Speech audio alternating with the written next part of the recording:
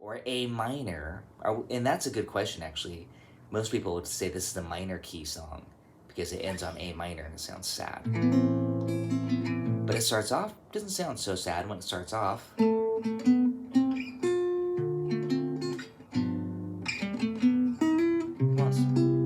Subjective. 2-5-1-4, key of C, okay? And then it's a 2-5-1 going into A minor. The 2 is B minor 7 flat 5.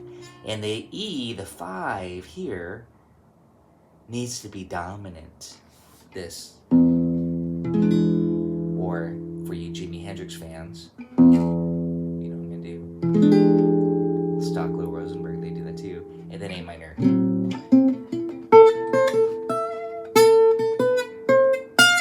D minor 7, G7. Drift by my window, C major 7, F major 7.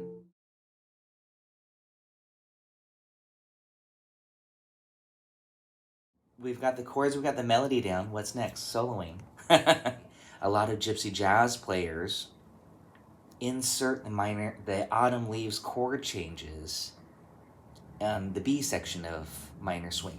So when you have minor swing, this is a demonstration, don't worry too much about it. A minor 6, D minor 7, E7, A minor. Then it's supposed to go to D minor, back to A minor, E7. If in the case you already know it, then you get it. And I'll do it again, but 4, 5, 1. Right here though, the falling leaves drift by my window. That's where you put it in on the B section.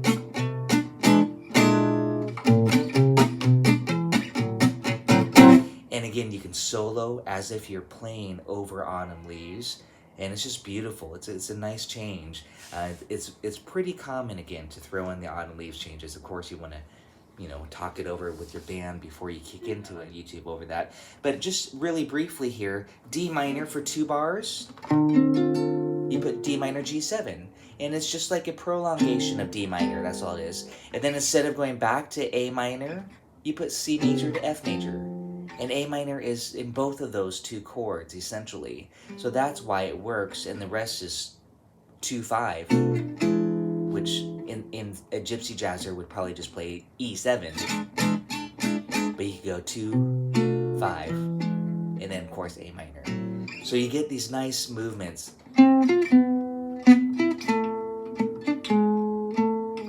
Nice voice leading. That's why it works. Is again D minor for 2 bars. You could put D minor G7, and then instead of going to A minor, you can go C major, F major 7. They both contain kind of an A minor structure. See, I'll play A minor 7 like this. That's A minor 7. If I put C in the bass, it's C6. If I put F in the bass, let's see if I could do this. F major 9. So it's almost kind of more modern alterations. Okay, so here's the thing that I think is important for soloing, to be able to just outline the chords. D minor, G, C major, F, and then B half diminished. This is part of what I was talking about earlier. B half diminished, what do you do there? B minor 7 flat 5. You can play B minor 7 flat 5 arpeggio, but that is equivalent to D minor 6. And I know what to do on D minor 6 because I play minor chords all day long. But how often do you encounter a half diminish on the chart? Not too often, unless you're playing tunes like Autumn Leaves. So what is important is to convert B minor 7 flat 5 to a D minor 6 or a D minor lick. And I just did a D minor 6 arpeggio like this. That's this.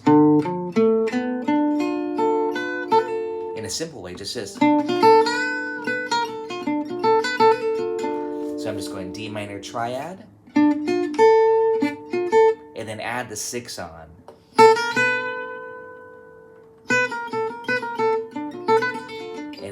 D under this chord, or over this chord.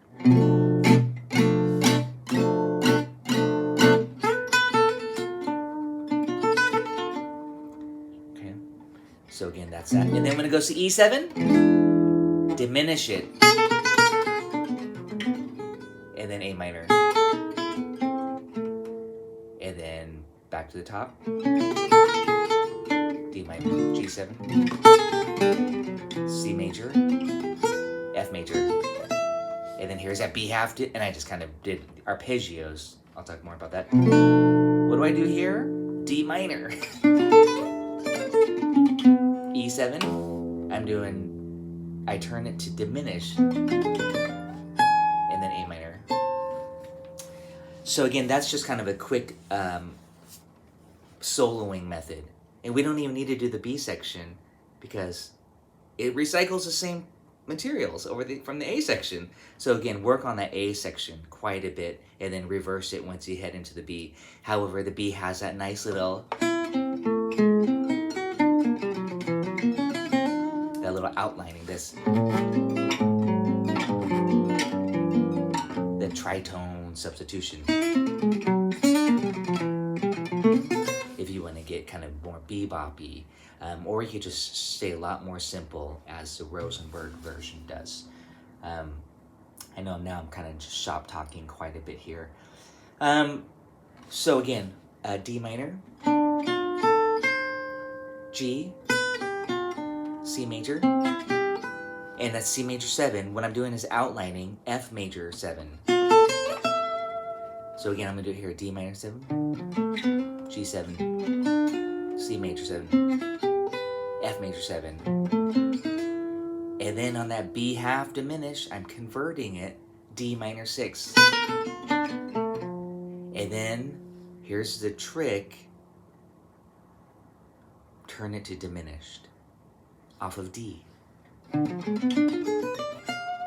Diminish 7. And then resolve it to A minor. Some blues lick or something. A minor. And then check this out. And now a C sharp dim to pull us back to the top, which is D minor. That C sharp diminished is a substitute for A7. You get this. And then D minor 7. Or D minor 6. I prefer 6 sometimes to give it more of a Django-y flavor. G7. C major 7. F major 7. Here comes that B half dim. I'm going to play D minor 6 arpeggio. Then on the E7, D diminish. And then A minor. Pretty pure A minor there. That was just doing this, the bar chord. And if this is new for you, I'm just doing A minor bar chord. But I did this. And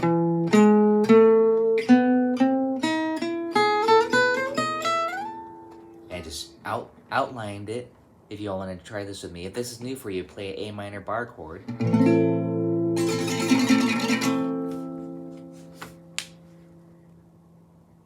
But you don't actually have to play it, you're just visualizing it.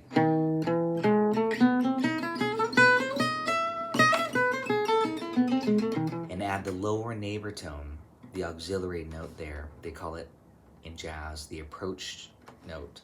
So instead of starting right on it, you go.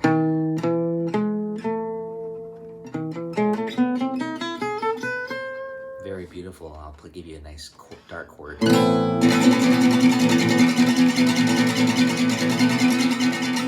then do that everywhere. I mean, seriously, that's so important. Just go A minor.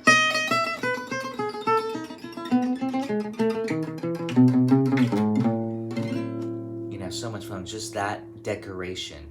So this leads me to another topic. And again, plugging my Patreon.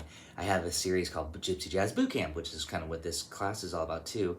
But they're trying to in a system of learning to where you're going to say, oh, I like that. I'm going to do that through the whole song.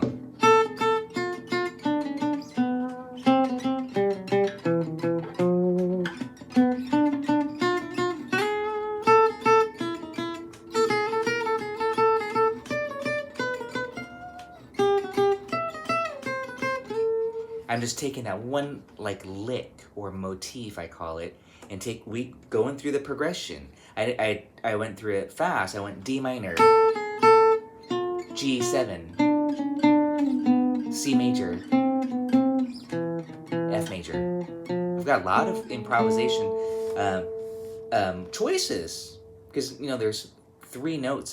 These are thinking more triads in this case. B half dim, which is D minor 6, and diminishing it, and then A minor, D minor, G7, C, F, B half dim, and that was just through Autumn Leaves, just kind of working on that. And then you might say, "Oh, I really like that." And then you can do the upper neighbor. Many of you already know my little routine here. This.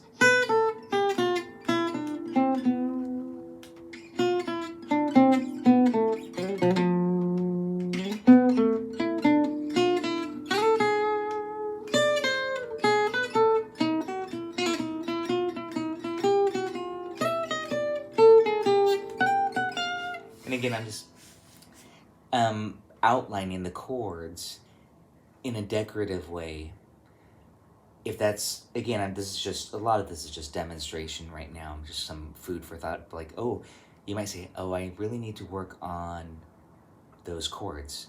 But the thing is, yes, but try to systematically do it by just doing this: D minor, G, C, F.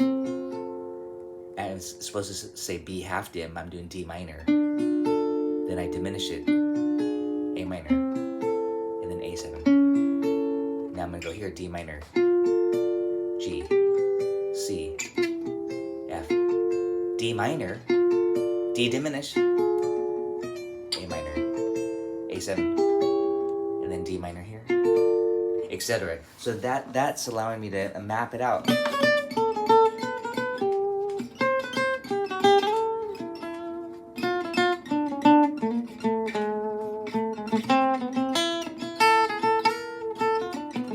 Instead of just running up and down our pages. I really love that because it allows you to think simple and you don't have to go all that stuff. You could just play very sweet and very melodically, kind of like the melody.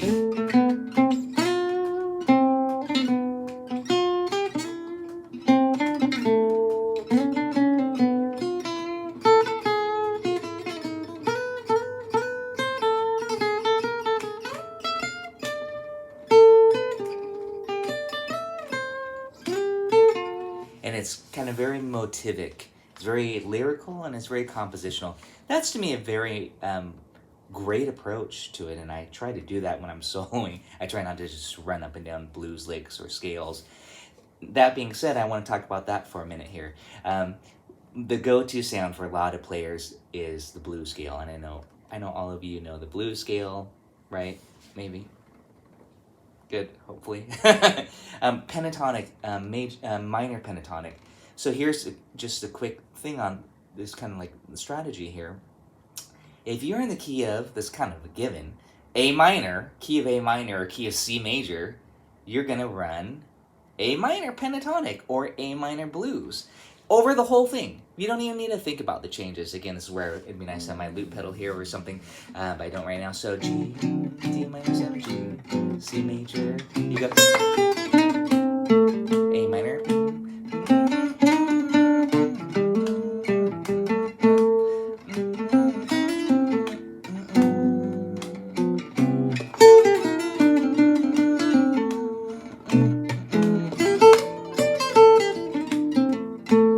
but to me, I like it. It's got good feel, but I'm missing those changes sometimes, So again, it sounds cool when you have the band behind you. It's really swingy to get bluesy like that. Just think, hey, I just want to think, yeah, go for it. You guys, 1, 2, A minor pentatonic. Just get really bluesy, A minor blues. You gotta try it, is what I'm saying. I could talk about it all day. Yeah, sing what you play. I always say, pretend you're George Benson. Yeah, Yeah, keep it super simple and repetitive and bluesy. I mean, that's the sound, you know.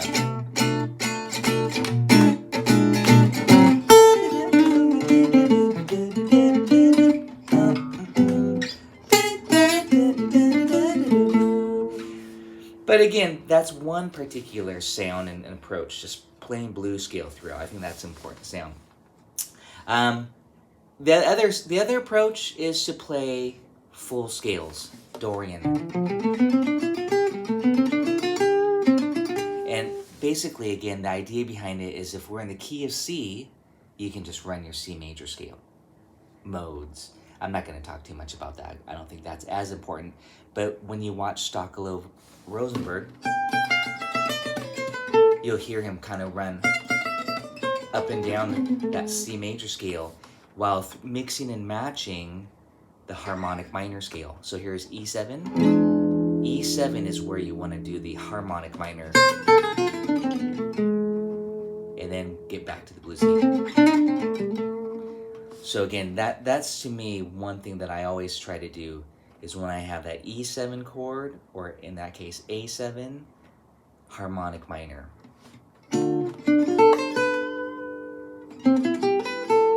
Right here. And then A minor. And then.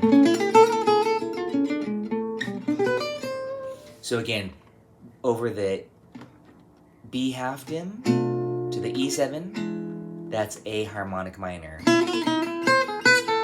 This. Or this. That's really what gives you that flavor, that gypsy jazz flavor that we want. Harmonic minor scale. How many of you guys know your harmonic minor scale? If I said A harmonic minor. Okay. Oh no, that's okay. I think what I'm going to do is to write out a sheet. And this is good. This is good feedback. D minor 7. This is just another quick demonstration. I'm D minor 7, G7, C major 7, F major 7. That's all in the key of C. You don't have to do anything different. Just run one scale.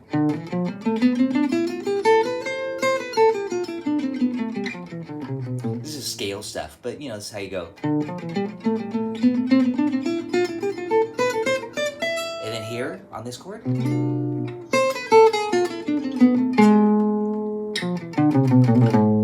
And then resolve it. And I'm going to do the blues scale to resolve it. So again, D minor. And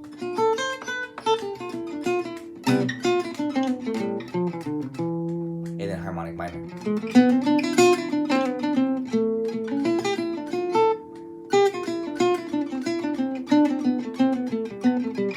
And again, this is the scale approach, again, to know the chord-scale relationship, kind of how I started off the session tonight, where I said, it's nice to know what scale goes with the chord.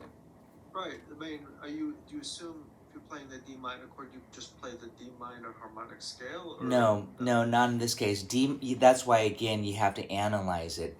In this case, whenever you say D minor chord, it's not always the 2 chord, is what I'm saying. In this case, Autumn Leaves, it's 2, 5, 1, 4. Again, I know not everybody knows this, but that would mean Dorian, Mixolydian, all these fancy names. Ionian, Lydian. Let's get rid of those names. It's just in the key of C. That's all that you need to worry about. Key of C. Noodle around in the key of C. Play super melodically. Play on one string. Over this. You go. But once we have that B half diminished to 2, 5 to A minor, that's where you change one note to make it A harmonic minor. I'm really leaning on that note. And then that also gives us this arpeggio, the diminished, and then resolve it. But like I said, I like to play the blues scale to resolve it. That's my own thing. Or I might just play an A minor triad. I noticed that you make it a G sharp, right? Thank you, Steve. You turn the G to a G sharp. That's the only difference. That's what's called the leading tone. Exactly. I'm going to end it here in a second here, but I'm just going to do this really quickly. A little quick thing. Key of C is beautiful. It's all white keys on the piano. You could just go play, up and down key of C, noodle around. But for guitar players or ukulele, we it's not as clear. We need a method. And again, that's where check out my modes and all my scale stuff. Patreon. If you said, Tracy, jam in the key of C, I would probably just do this. It's a quick demonstration. Key of C. Running up and down some scales. Maybe on one string. I mean, this isn't necessarily music, but I just want to make sure that I can just noodle around and have fun in the key of C.